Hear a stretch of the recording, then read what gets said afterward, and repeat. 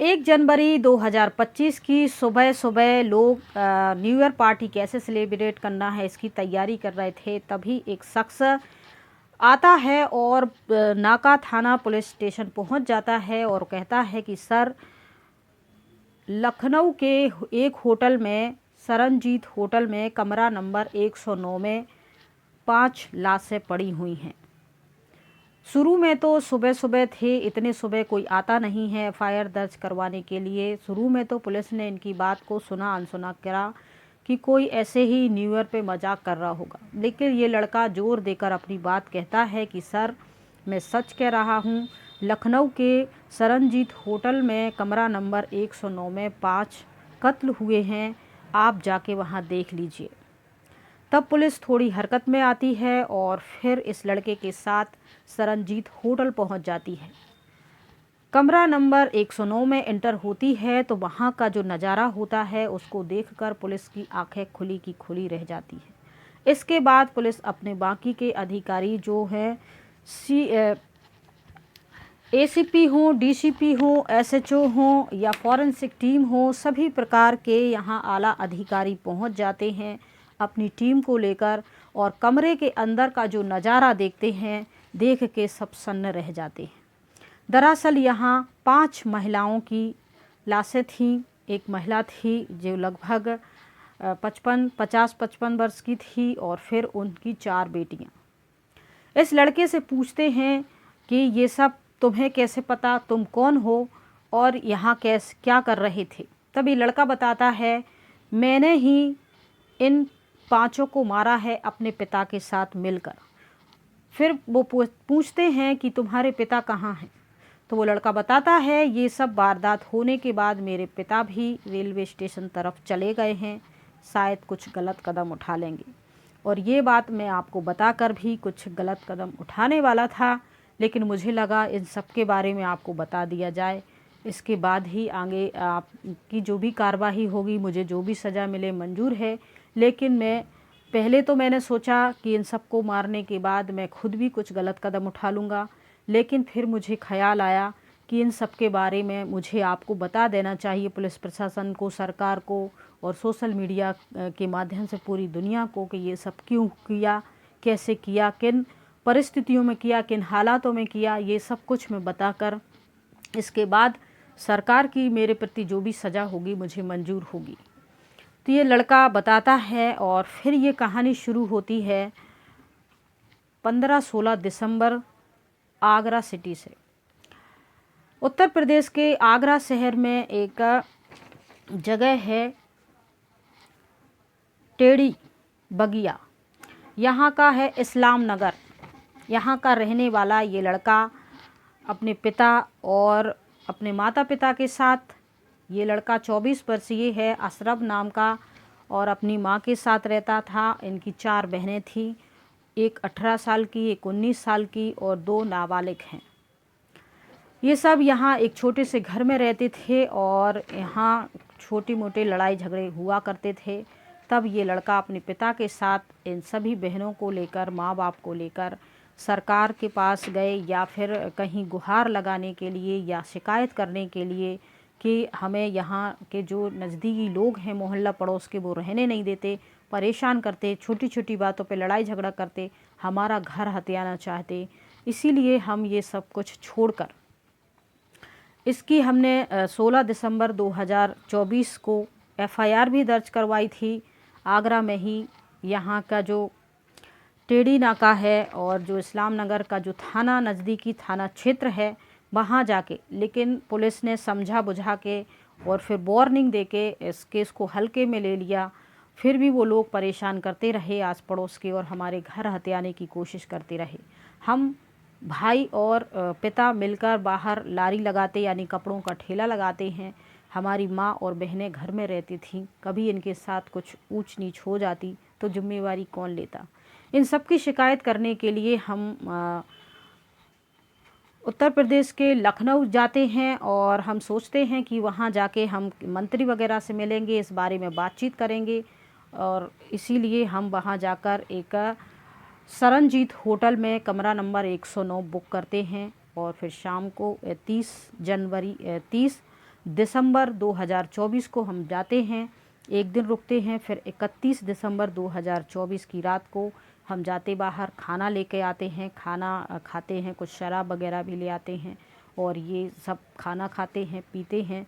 अपनी माँ को भी ज़बरदस्ती पिलाते हैं और खाने में कुछ नशीली दवाइयाँ मिलाकर हम माँ को और अपनी बहनों को दे देते हैं। इसके बाद फिर कुछ का गला दबा के, कुछ के हाथ में कुछ धारदार चाकू से निशान बना के, कुछ का ऐसे कपड़ा वगैरह मुंह में डाल के और ऐसे हम सबको मार देते हैं, हम बाप बेटे मिलकर। इसके बाद हमारे पिता को ये सब बातों से बहुत घिन आती है तो वो भी चले जाते हैं यहाँ से छोड़कर, और मैं भी जाने वाला था, लेकिन मुझे लगा कि इन सब बातों के बारे में पुलिस को ज़रूर बताना चाहिए। इसीलिए मैं इस लखनऊ के नाका थाना में आया हूँ इसकी एफआईआर दर्ज करवाने के लिए, अपनी और अपने पिता के खिलाफ़, अपनी ही माँ और बहनों के कत्ल की हमने ऐसे सब कुछ किया है, उस वारदात को अंजाम दिया है, इसीलिए हम सारा गुनाह कबूल करते हैं।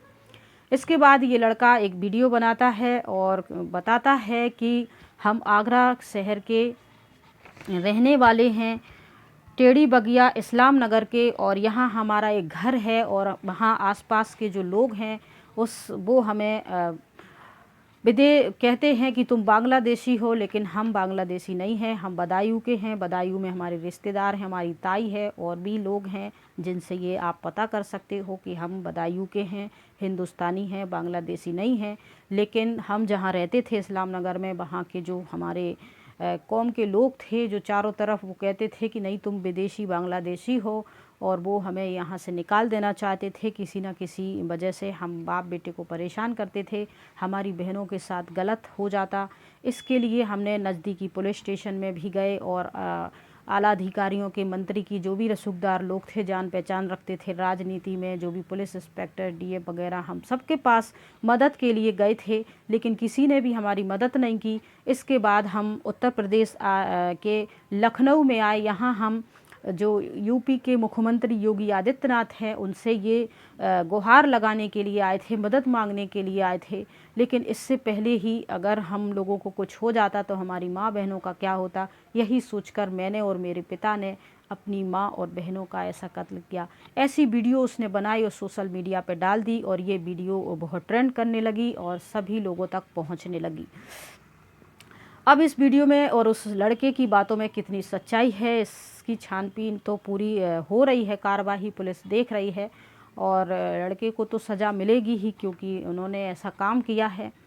बाकी इनके साथ अगर कुछ गलत हुआ है तो इस पर भी सरकार को ध्यान देना चाहिए, और इस लड़के ने पूरे होश हवास में ये कुछ किया है और वाकई मजबूर था, या जहाँ ये लोग इस्लाम नगर में रह रहे थे आगरा के, वहाँ वाकई इनकी बातों में सच्चाई है, वहाँ के लोग परेशान कर रहे थे, या फिर इनकी कुछ पुरानी एफआईआर हैं जो वीडियो में ये बता रहे हैं कि हमने पहले एफआईआर भी करी।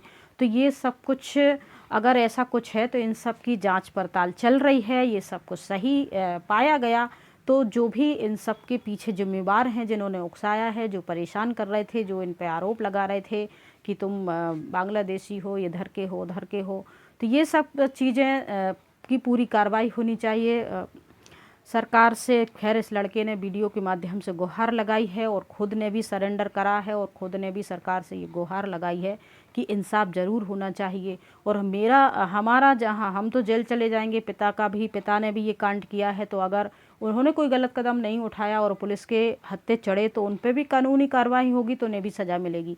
लेकिन इसके बाद हमारा जो घर है आगरा में इस्लाम नगर में, वो घर पर जो लोग कब्जा करना चाहते थे और जिससे बचने के लिए हमने ये सब कुछ किया, वो लोग इस घर पे कब्जा ना करें, सरकार उस घर को देखे और वहाँ मंदिर बनाए, ऐसा भी इन्होंने वीडियो में कहा है। हालांकि इन सभी बातों की जांच पड़ताल हो रही है और किस हद तक ये सही है, कितनी गलत है, ये सब कुछ तो प्रशासन पता लगा ही लेगी, जानकारी आ ही जाएगी मीडिया के माध्यम से।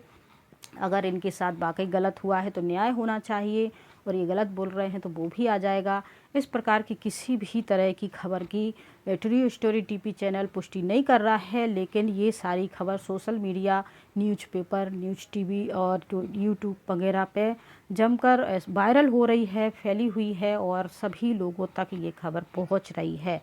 तो ये सारी जानकारी देने का एक ही उद्देश्य है, आप सभी को एजुकेशनल पर्पज़ से मैं ये बताना चाहती हूँ कि वाकई अगर कुछ गलत हुआ है इनके परिवार के साथ, इनका जो घर जहाँ है, और जो ये कह रहे हैं कि हमारे घर के दूसरे लोग कब्जा ना करें किसी भी गलत काम के लिए, इसीलिए उस जगह पर जो घर बना है वो तोड़ फोड़ के भले ही छोटा सा मंदिर बना दें, लेकिन कोई गलत काम उस जगह पे नहीं होना चाहिए, क्योंकि हमने इतना सब कुछ इसीलिए किया है कि हमारे घर या हमारे माँ बहनों के साथ कभी भी कोई गलत ना हो जाए। तो इनको इंसाफ मिलना चाहिए और पूरी पारदर्शिता के साथ ये केस पे छानबीन हो और इंसाफ मिले और जो गुनहगारों को सज़ा मिले, बस यही। और इन्होंने अपनी वीडियो में कुछ नाम वगैरह भी लिए हैं कुछ ख़ास लोगों के, जो ज़्यादा इनको हर आए दिन हर 2-4 दिन में परेशान करते, धमकी देते या कोई ना कोई छोटी छोटी बातों पे लड़ाई झगड़ा करते रहते थे। तो ये सारी जानकारी इन्होंने वीडियो के माध्यम से दी थी और बताया था आगे जो भी सच होगा वो सब सामने आ ही जाएगा, जो दोषी होंगे उन्हें सज़ा ज़रूर मिलेगी। तो आप अपने आसपास हो रही ऐसी गतिविधियों से सतर्क रहिए, सावधान रहिए और कोई ना कोई रास्ता निकल आएगा। कभी भी ऐसी घटनाओं को अंजाम मत दीजिए जिससे सब कुछ ख़त्म हो जाए, और कोशिश करते रहिए अपने आसपास। एक व्यक्ति नहीं सुनता, 2 नहीं सुनते हैं, तो आप सोशल मीडिया के माध्यम से लोगों तक अपनी बात पहुंचाइए, संगठन के रूप में आपकी मदद होगी और इस प्रकार से आपकी ज़िंदगी भी बचेगी, आपके परिवार की ज़िंदगी भी बचेगी। और फिर जो गलत होते हैं उनको धीरे धीरे करके सज़ा तो मिल ही जाएगी। पुलिस प्रशासन, सरकार भी अपना काम कर रही है। आप लोग भी अपना ध्यान रहें, सतर्क रहें, सावधान रहें। जय हिंद, जय भारत।